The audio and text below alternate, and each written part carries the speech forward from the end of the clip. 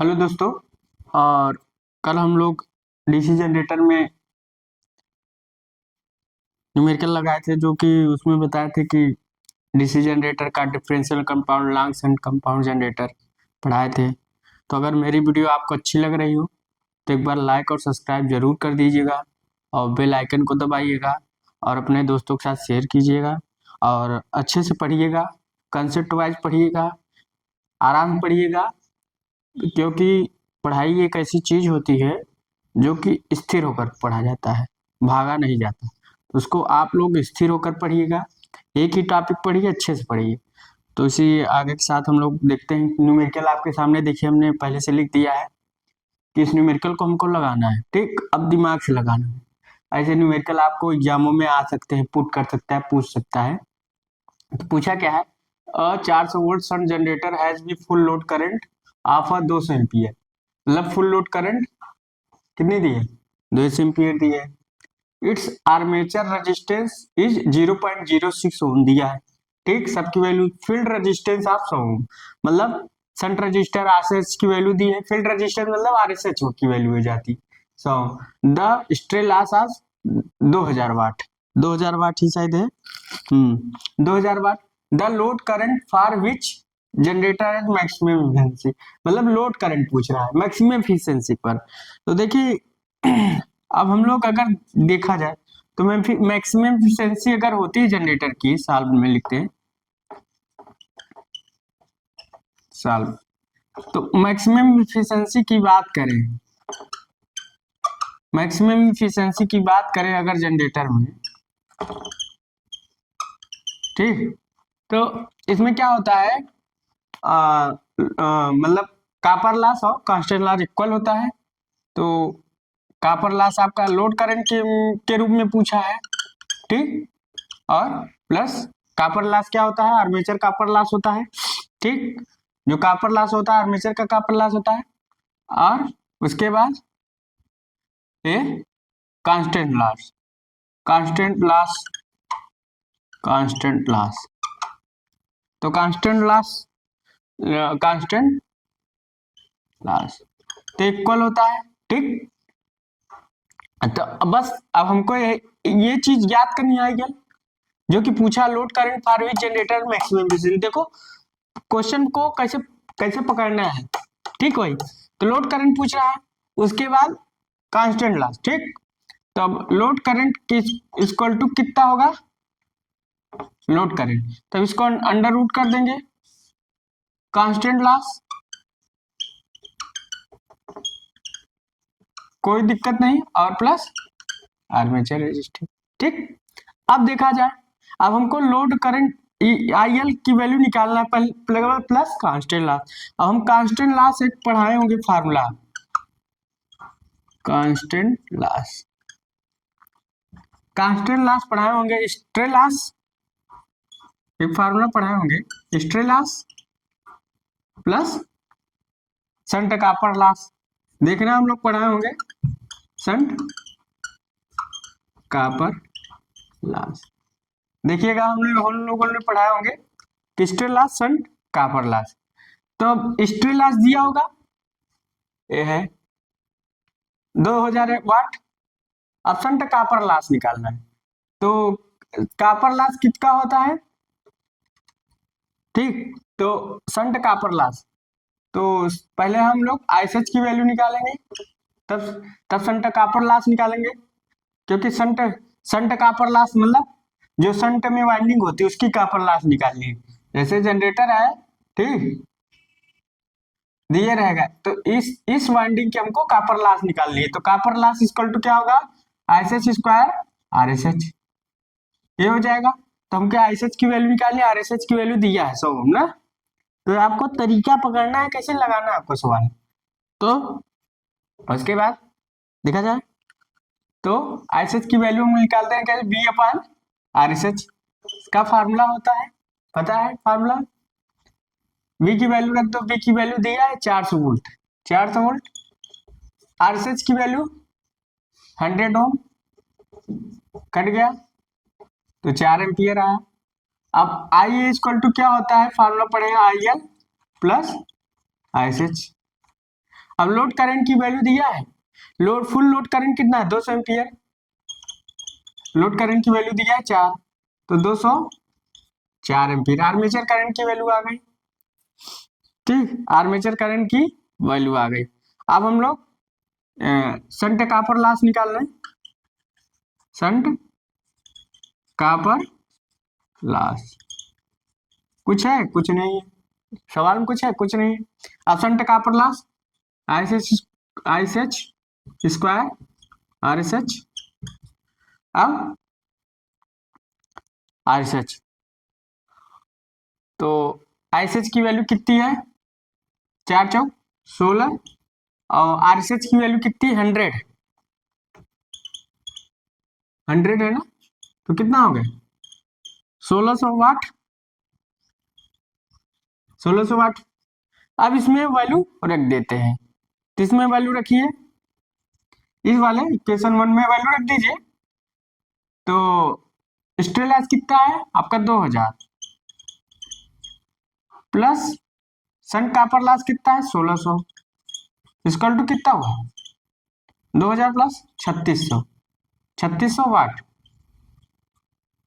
हाँ, तो सन copper loss आपका निकल गया, तो सन कॉपर लॉस से निकल गया। उसके बाद आपका कॉपर लॉस निकल गया। अब हमको इक्वेशन, इसको इक्वेशन 1 मान लीजिए, इसको इक्वेशन 2 मान। तो अब इस इक्वेशन 1 में कांस्टेंट लॉस की वैल्यू रखनी है, स्ट्रे लॉस और कांस्टेंट लॉस। पहले हम कांस्टेंट लॉस टोटल निकाल लेते हैं, तो वही निकाले थे। तो स्ट्रे लॉस की वैल्यू रख दो इक्वेशन 1 में, कितना है 2000 प्लस 1600 इक्वल टू 3600। तो कांस्टेंट लॉस की वैल्यू आ गई। अब कांस्टेंट लॉस की वैल्यू हम लोग इसमें इक्वेशन 2 में पुट कर देंगे। तब इक्वेशन 2 में पुट करेंगे, इसको उतार लीजिए आप लोग। तब आगे चलते हैं।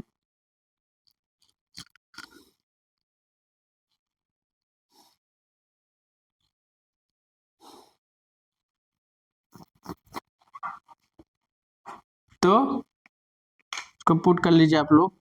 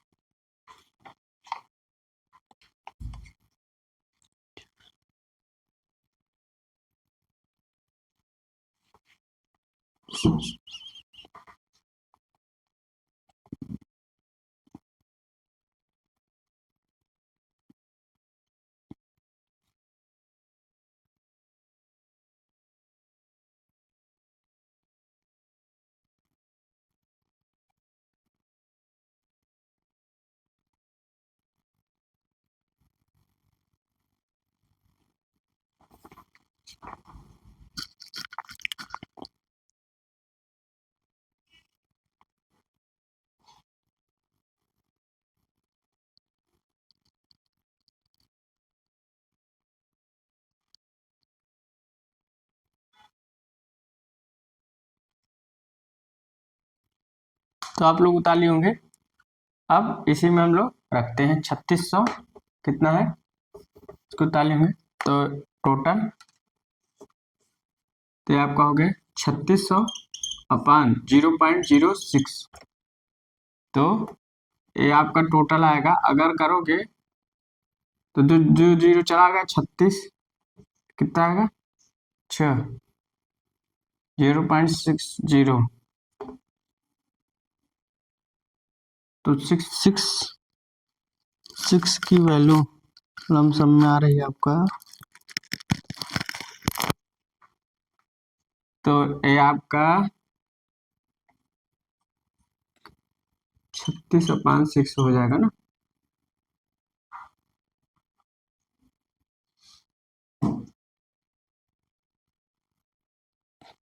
तो ये आपका हल करोगे 245 एम्पियर लगभग आएगा, 245। आपका ये आंसर आ गया है। तो आप लोग उतार लिए होंगे, न्यूमेरिकल भी उतार लिए होंगे। अब आगे चलते हैं। आपका आंसर आ गया। बहुत ज्यादा कुछ नहीं था इसमें, सब जो कहता गया वो निकालते गए। एक न्यूमेरिकल और है, लिखते हैं।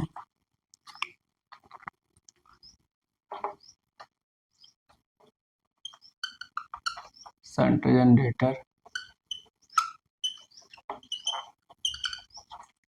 ठीक, तो deliver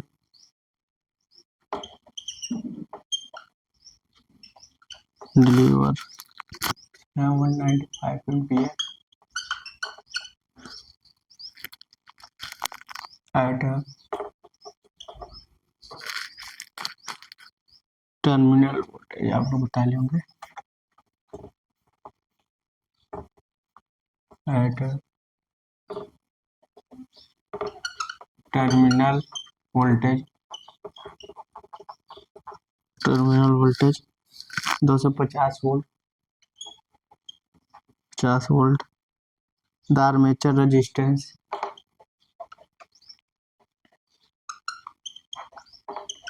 armature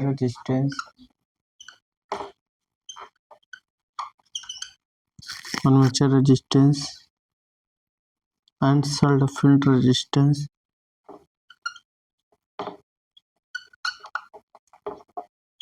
shunt field resistance कितना है, और 0.02 and 50 ohm respectively.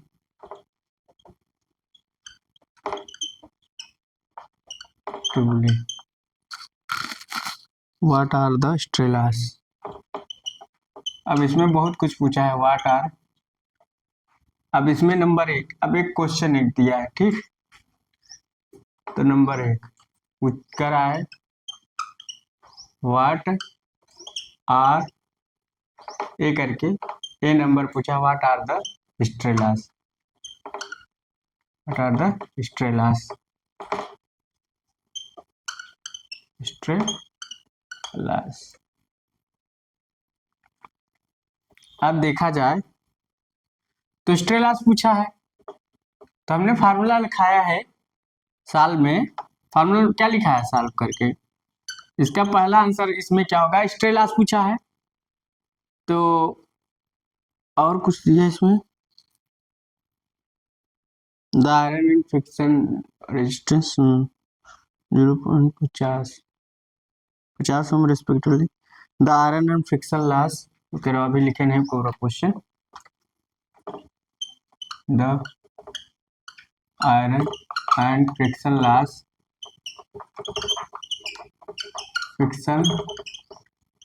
Loss equal कितना है, 950 वाट, ठीक। और व्हाट आर द स्ट्रेलास। और नंबर 1 पूछा है, स्ट्रेलास पूछा है। पहला क्या पूछा है, स्ट्रेलास। अब स्ट्रेलास का फार्मूला हमने लिखा भी चुका है कि स्ट्रेलास क्या होता है। अगर डायरेक्ट इस फार्मूला में रख दे, स्ट्रेलास क्या होता है, iron loss plus mechanical loss या आयरन लॉस, इसी को हम लोग फ्रिक्शन या विंडेज लॉस बोल सकते हैं, कहीं ऐसा भी दे सकता है। Friction and windage loss. तो आप लोग को घबराना नहीं है, वही मैकेनिकल लॉस ही होता है, विंडेज लॉस। अब लग गया होगा, आंसर आ गया होगा। ये दोनों वैल्यू दिया है, लिखा है iron and friction loss equal to 950 watt. तो स्ट्रे लॉस सीधा निकल गया 950 वाट। तो आंसर कितना आ गया? 950 वाट। 950 वाट। ताल लीजिए। देखिए कुछ नहीं था, सीधा फार्मूला बेस पर था। ठीक, आपको ऐसा क्वेश्चन कहीं पूछ सकता है, तो आप लोग को घबराना नहीं है।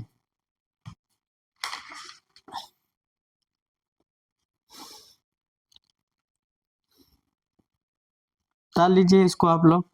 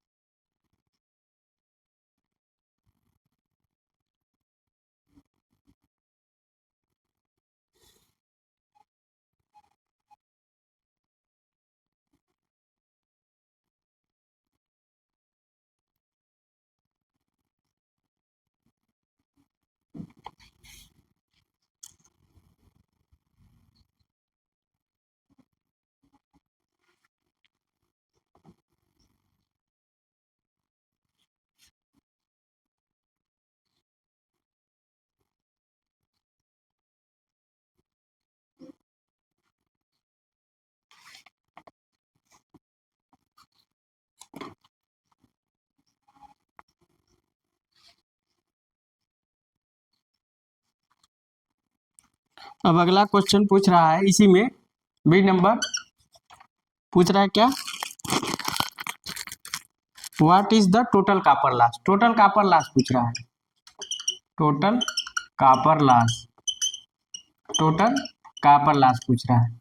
अब टोटल कॉपर लॉस पूछ रहा है, तो जो शंट जनरेटर होता है, देखो घबराने नहीं, इसमें आपको ऐसे नहीं घबराना है कि यार जो ए आर्मेचर का एक रेजिस्टेंस होगा, आर एक शंट रेजिस्टेंस होगा, शंट का रेजिस्टेंस आर एस एच होता है। ठीक, इसका भी रेजिस्टेंस होगा, अरे लोड होता है। ठीक, अब टोटल कॉपर लॉस पूछ रहा है, तो एक आर्मेचर का कॉपर लॉस होगा, एक फील्ड का कॉपर लॉस होगा, दो का होगा, तभी तो कॉपर लॉस होगा। तो दो आर्मेचर कॉपर लॉस होंगे, तो दोनों को हम इक्वल करेंगे तो हमारा टोटल कॉपर लॉस निकल जाएगा। तो I A square R A plus I S H square R S H. ठीक, अब हमारा टोटल कर देंगे, आंसर आ जाएगा। चलो पहले आई एस एच की वैल्यू कहाँ है, समझ गए। कॉपर लॉस निकालने का तरीका, घबराना नहीं। Total copper loss, total copper loss क्या निकालना है, एक आर्मेचर का कॉपर लॉस, एक फील्ड का कॉपर लॉस, दो का होगा, तीसरा का तो होगा नहीं। तो आई एस एच की वैल्यू निकाल लो, V upon are S H. V का मान कितना है, 250, आर एस एच की वैल्यू 50, 5 बचे 25, 5 एम्पियर आ गया। अब आई ए की वैल्यू निकाल लो, I L plus I S H होता है फार्मूला, पता ही है। उसके बाद आई एल की वैल्यू कितनी है, 195 ampere plus I S H की वैल्यू 5, 200 एम्पियर हो गई। आई ए की वैल्यू निकल गई, इसी मान रखते जाओ, आता जाएगा। तो 200 इंटू आर ए की वैल्यू कितनी है, 0.02 प्लस आई एस एच की वैल्यू कितनी है, आई एस एच की वैल्यू 5 मतलब 25, और आर एस एच की वैल्यू कितनी है, 50। अब देखो ये तो 4 0 हो जाएगा इंटू 0.02 प्लस 25 पंचे 125, 1250 और ए 2 जीरो इसको काट देगा तो बच्चा 2, 2 जीरो गायब हो जाएगा, 2 अंक के बाद दशमलव तो 2 जीरो गायब, तो 4 दूनी 8, 800 ये हो गया प्लस और 1250 है तो कितना हो गया 12 8 20, 2050, तो 2050 वाट आंसर आ गया,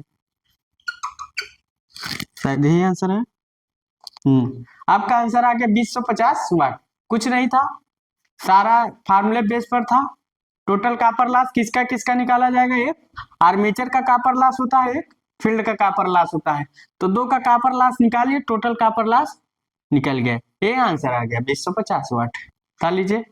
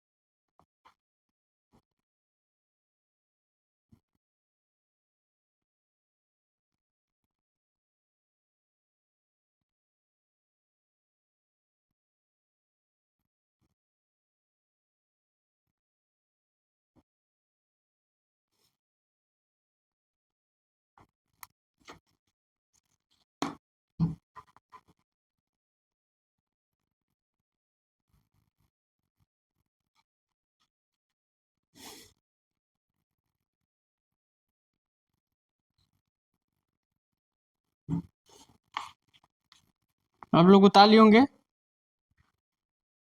अब इसी में एक क्वेश्चन और पूछ रहा है, अच्छा कुछ अच्छा न्यूमेरिकल लग रहा है, तो कहीं आ सकता है आप लोगों के लिए, तो आप लोग को घबराना नहीं है। इसको मिटा देते हैं।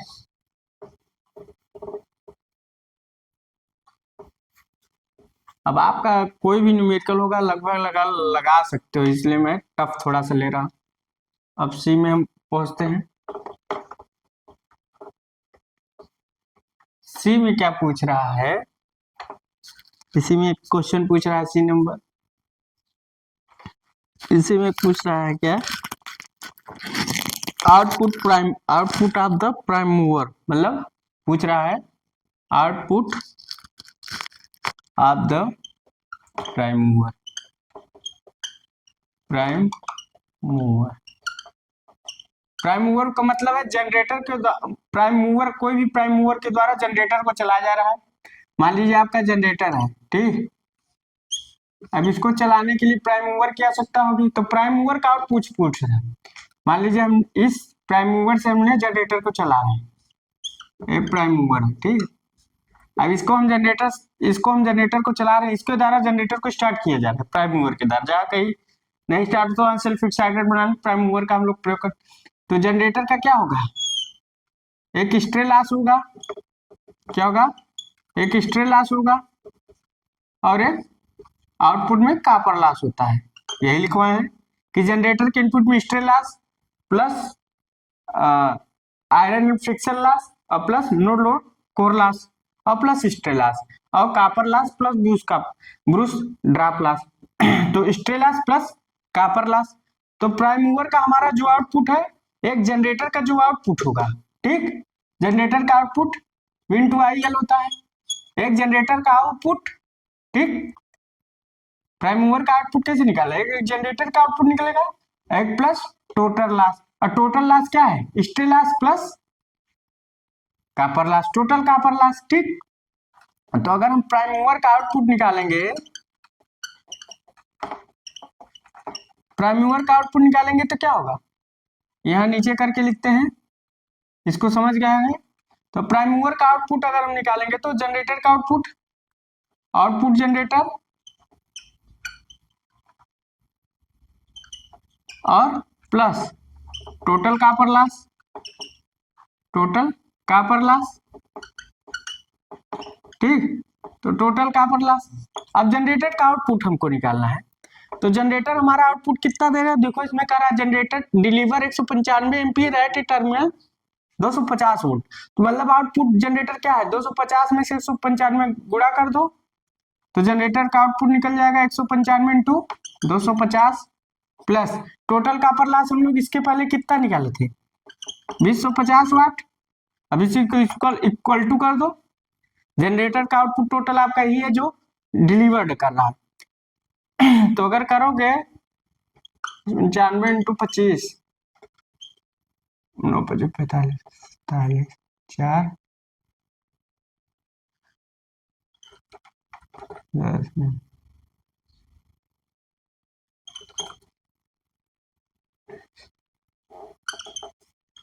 5 4800 कुछ आ रहा है, कितना आ रहा है 48,750 प्लस 2050, अब 2050, अब 2050 में 2050 इसको जोड़ दो, तो कितना आ रहा है 5800, शायद इतना ही आंसर आ रहा है क्या,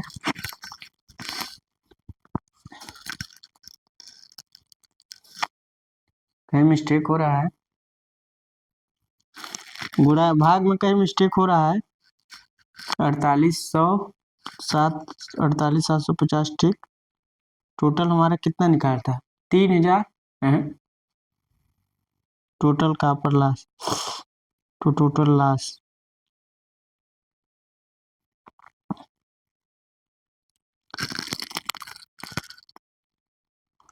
कॉपर लॉस,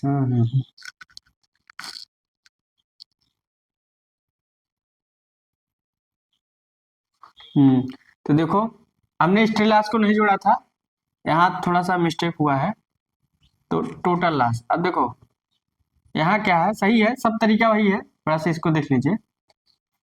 एक जनरेटर का आउटपुट, एक टोटल लॉस। टोटल लॉस हमारा क्या, स्ट्रे लॉस कॉपर लॉस हुआ था, टोटल लॉस। तो टोटल लॉस हमारा क्या है, एक स्ट्रे लॉस है, एक कॉपर लॉस है। स्ट्रे लॉस कॉपर लॉस को मिला दोगे तो टोटल लॉस हो जाएगा, इसका टोटल लॉस हमें निकालना है, ठीक। तो प्राइम मूवर हमारा आउटपुट जनरेटर का आउटपुट प्लस टोटल लॉस, तो टोटल लॉस हमारा क्या, stray loss plus copper loss, इस दोनों को ऐड कर देंगे तो हमारा टोटल लॉस निकल जाएगा। तो जनरेटर का आउटपुट क्या निकला 195 into 250 plus total copper loss हमारा क्या होगा, stray loss, stray loss plus copper loss, मतलब total copper loss, total copper loss, copper loss, ठीक। तो कितना आया था 4800 कुछ आया था ना, समथिंग अभी गुणा किए थे, तो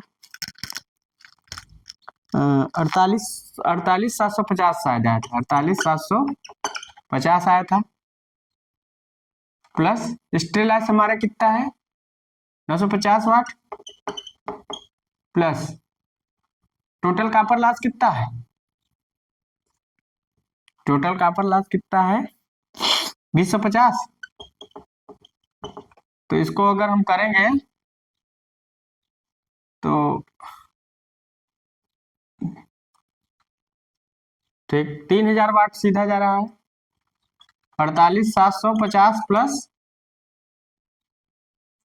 3000 वाट, तो कितना होगा, सब ऐसे उतर जाएगा, तो 3 8 3 11 4 1 5 750 वाट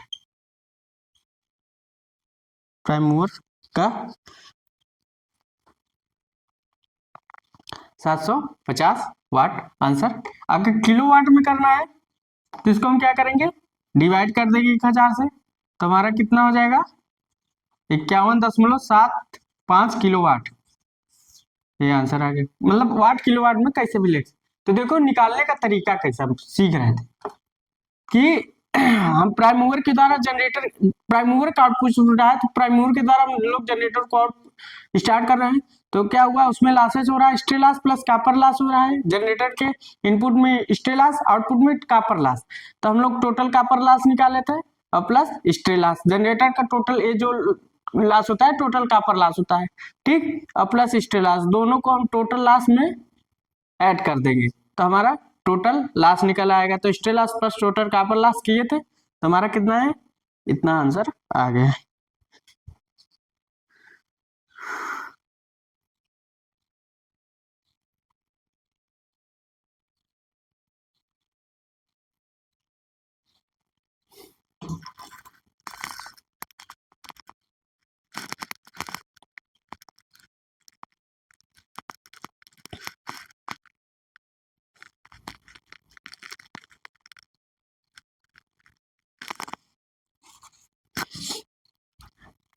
अब अगला क्वेश्चन, ताली होंगे।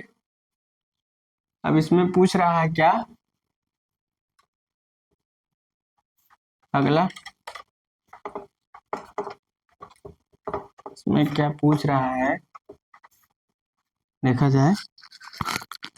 What is the electrical power produce in the armature, लिख कर रहा है electrical power produce in armature, electrical power produced in armature.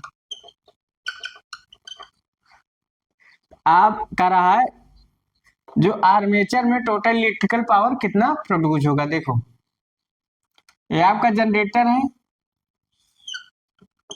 इसके जनरेटर, इसके आर्मेचर में टोटल इलेक्ट्रिकल पावर मतलब ईजीआई कितना प्रोड्यूस होगा वो पूछ रहा है। आर्मेचर में electrical power produce in armature में कितना इलेक्ट्रिकल पावर, तो प्राइम मूवर से तो हम तो स्टार्ट ही किए थे, प्राइम मूवर से जनरेटर को स्टार्ट किए थे, तो इसमें कुछ स्ट्रे लॉस हुआ था, स्ट्रे लॉस, तो अब ये इसको निकालना है। तो पहले हम लोग क्या किए थे, प्राइम मूवर का इसमें ऐड कर दिए थे, मगर अब हमें इसका निकालना है। तो अब क्या है, इसको इसको घटाएंगे, तो इसको घटाएंगे तो हमारा जो इसका आउटपुट आर्मेचर का produce in armature electrical power हो निकल जाएगा। तो हम लोग अब इसी में क्या करेंगे, प्राइम मूवर का output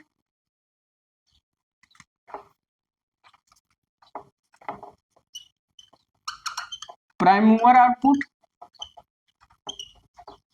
minus stray loss, minus stray loss, ठीक। तब इसको हम मिटा देते हैं। अब देखते हैं आगे चलकर, तो प्राइम मूवर का आउटपुट कितना था, निकाले थे ना 51, तो को कुछ निकला था 51,750, 51,750, और स्ट्रे लॉस हमारा कितना है 950 वाट, घटा दीजिए तो 51,750 950 8, शायद हमारा इतना निकल रहा है, कितना आ रहा है 50,800 वाट आ रहा है, ठीक। आंसर है कितना आराम से निकला, कोई दिक्कत कुछ नहीं, इलेक्ट्रिकल पावर प्रोड्यूस आर्मेचर आराम से निकल गया, कोई दिक्कत नहीं है। आगे चलते हैं,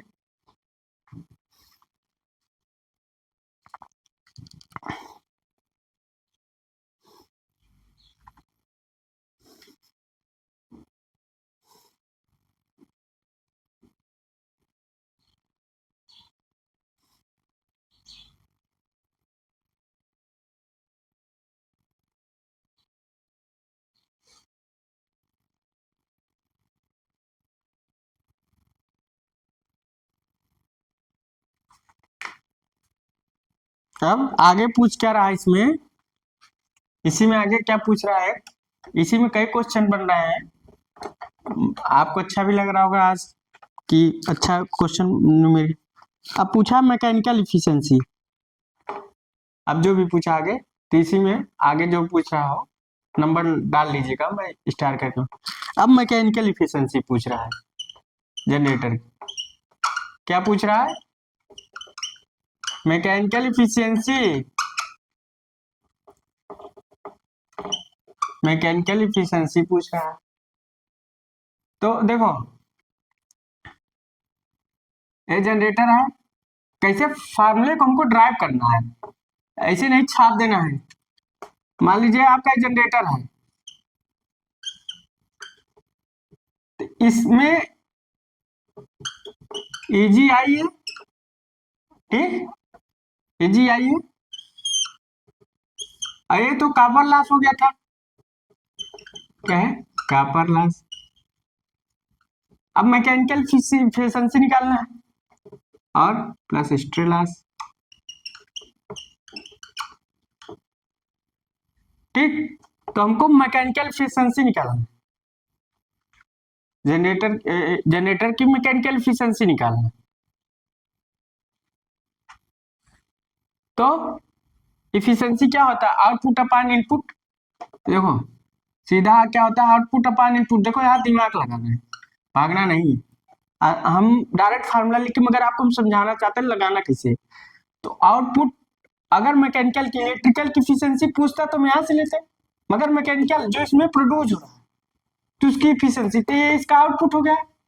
अब मैकेनिकल में कुछ भी मान लो, मैकेनिकल इनपुट मिल रहा है, इनपुट क्या मिल रहा है मैंने मैकेनिकल, और यहाँ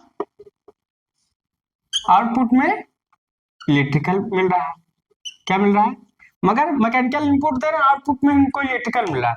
हमको मैकेनिकल एफिशिएंसी निकालनी है, मतलब ये जो आर्मेचर में प्रोड्यूस पावर और प्लस मैकेनिकल इनपुट। अब मैकेनिकल इनपुट में क्या हो रहा है? आर्मेचर में produce power plus stray loss. ये आपका समझ गए होंगे कैसे निकालना है। हमको ये पार्ट नहीं लेना, हमको ये पार्ट लेना है। मतलब अब हम लोग ले सकते हैं, तो आउटपुट आपका क्या निकल रहा है? इजी आई है, मतलब इजी। तो हम लिख सकते हैं प्रोड्यूस, आर्मेचर में कौन सा पावर प्रोड्यूस हो रहा है? Produce armature power, armature power upon mechanical input. अब हम लोग इस चीज को ये चीज लिख सकते हैं, तो प्रोड्यूस आर्मेचर पावर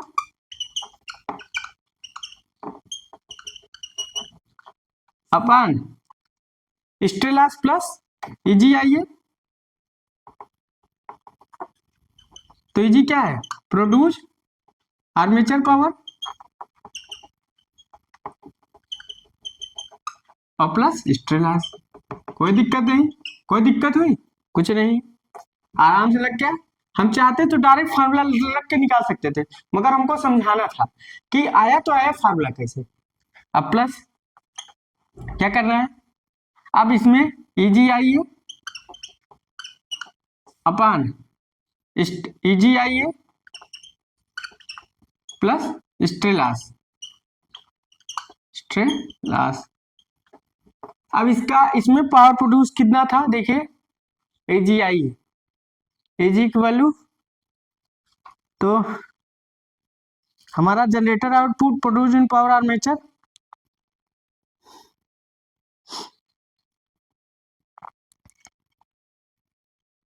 तो अभी इसके पहले निकाले थे आर्मेचर में कितना पावर प्रोड्यूस हो रहा है।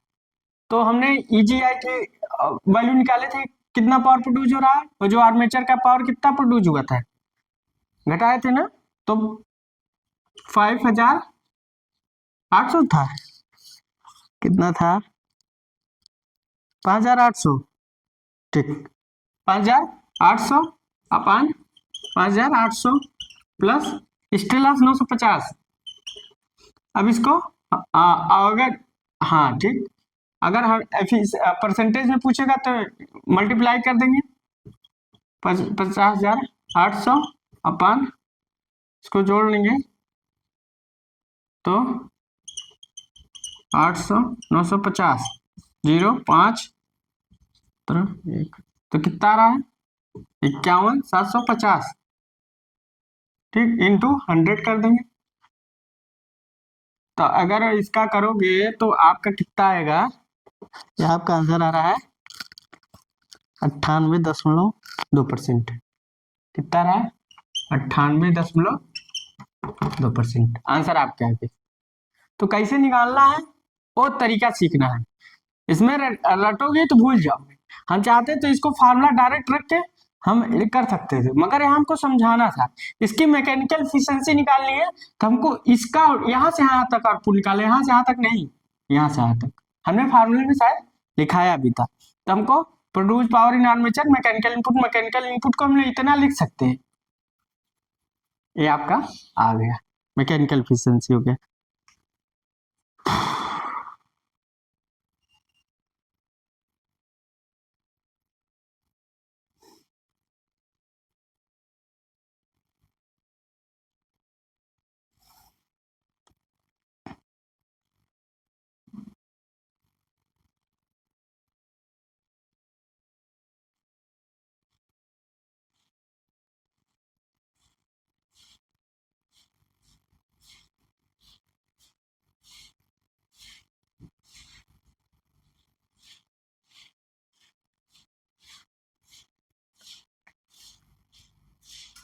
अब आप लोग उतार लेंगे तो उतार लीजिए जल्दी।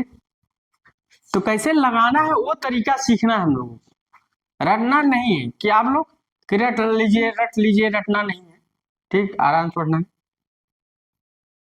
उतार लीजिए आप लोग जल्दी से।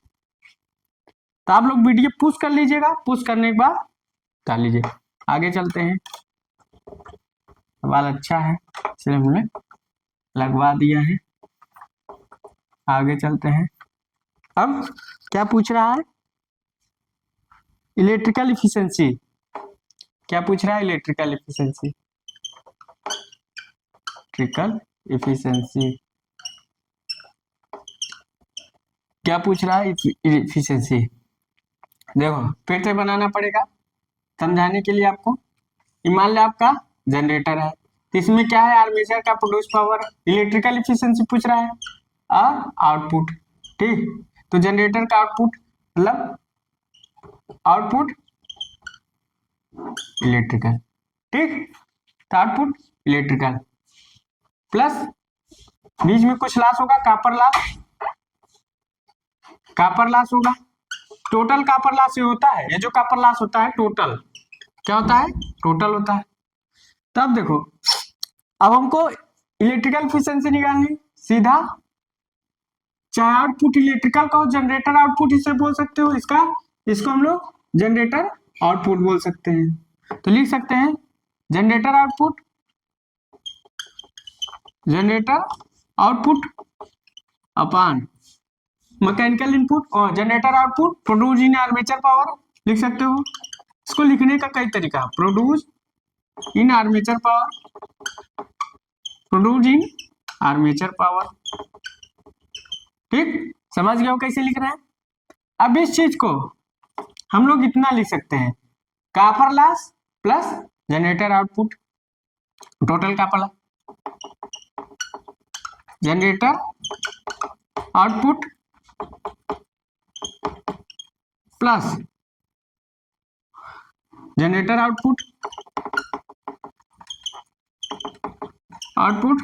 प्लस टोटल कापर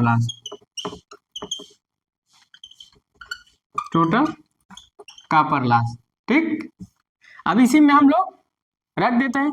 तो जनरेटर का आउटपुट हम लोग शायद निकाले थे 4800 कुछ आया था ना, 4800 750 अपान 48,750 प्लस टोटल कापर लॉस हम लोग कितना निकाले थे, टोटल लॉस, ये टोटल कापर लॉस जो निकाले थे फील्ड का लॉस और शंट कापर लॉस, तो 2000 कुछ शायद कितना था, 2050 वाट। कितना, 2050 वाट।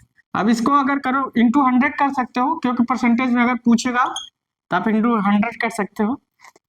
तो इसको आप लोग जोड़ोगे तो 48,750 प्लस 20,150 10 8 और 10 कितना रहा है 48,750 अपन टोटल कर को 20 800 इंटू 100 तो इसको करोगे 96% आएगा। निकाल लीजिएगा आप लोग 96%। तो कैसे निकालना आपका आंसर आ गया। तो वहां मैकेनिकल की एफिशिएंसी कितनी थी 98%, 98 कुछ, इलेक्ट्रिकल की 96%। इससे पता लग रहा है कि जो मैकेनिकल की एफिशिएंसी होती है इलेक्ट्रिकल की एफिशिएंसी से ज्यादा होती है जनरेटर के। आप लोग ये लोग याद रखिएगा, हमने नोट पॉइंट करके लिखा है, अभी इसको ताल लीजिएगा।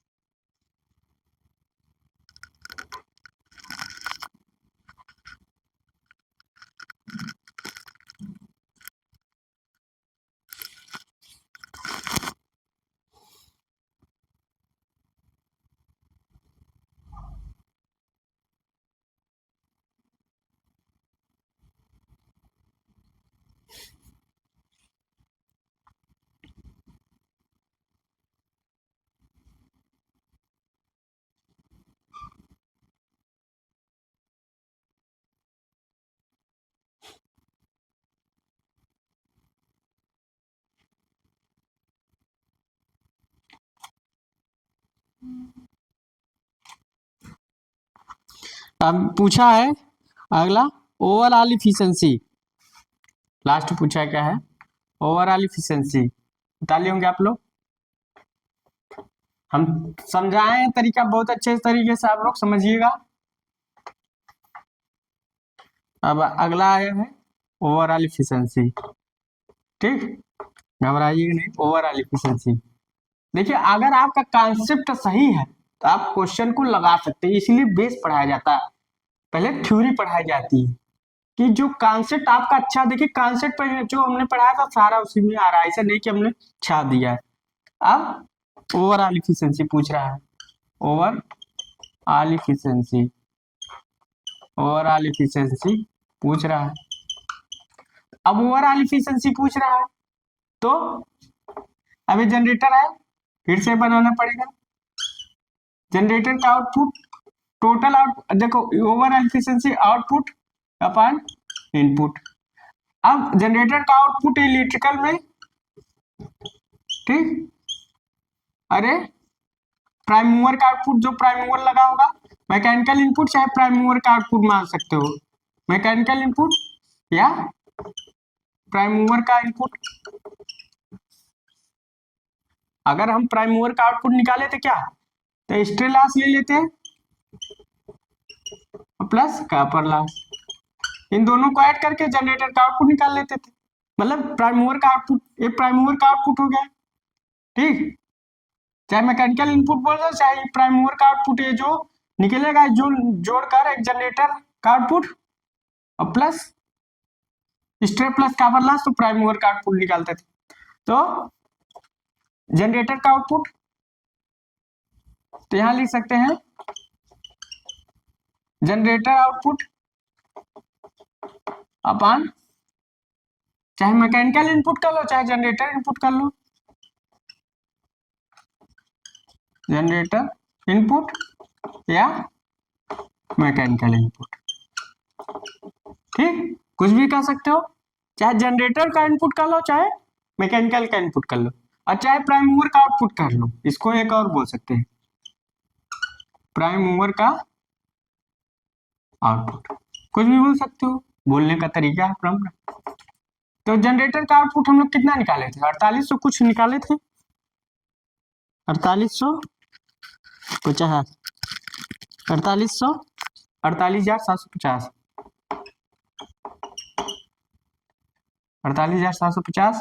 और प्राइम मूवर का आउटपुट कितना था, प्राइम मूवर का आउटपुट कितना था, 51,750, 51,750 इंटू 100 कर दो, क्योंकि अगर परसेंटेज में पूछ सकता था तो 100, तो इसका आएगा 94.2% आ रहा है,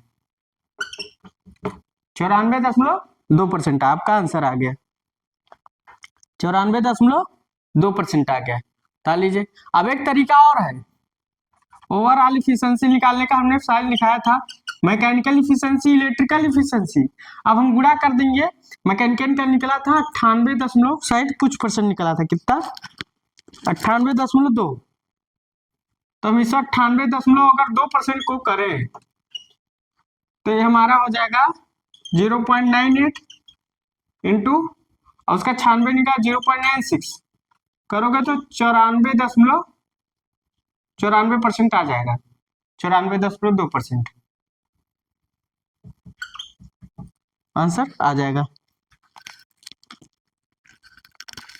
94.2%। या इसको इतना, हाँ चाहे इतना लिख सकते हो 942 या 94.2% आंसर आ गया। मतलब लगाने का कोई भी कई भी तरीका, देखो यार प्राइम मूवर का अगर आउटपुट निकालना है, देखो क्वेश्चन इसी में जो पावर फ्लो डायग्राम हमने पढ़ाया था जनरेटर में, वो हमारा काम आ गया है। अगर पावर फ्लो डायग्राम हमने पढ़ाया था तो हम कैसे लगाते, कैसे, तो प्राइम मूवर का आउटपुट पूछ रहा है तो जनरेटर का आउटपुट होता है प्लस स्टर कॉपर लॉस, वो ऐड करके प्राइम मूवर का आउटपुट निकल जाता है। अब सिर्फ मैकेनिकल इफिशियंसी पूछा जाता है इस इतने का इतना का निकाला जाता है, यहाँ का नहीं। इलेक्ट्रिकल पूछता है इलेक्ट्रिकल इफिशियंसी यहाँ तो यहाँ का निकाल, ओवरऑल इफिशियंसी पूछता है तो जनरेटेड का आउटपुट टोटल मैकेनिकल इनपुट, तो आपका आंसर निकल गया। तो 94.2 और यहाँ भी 94.2% आया आंसर, उतार लीजिए।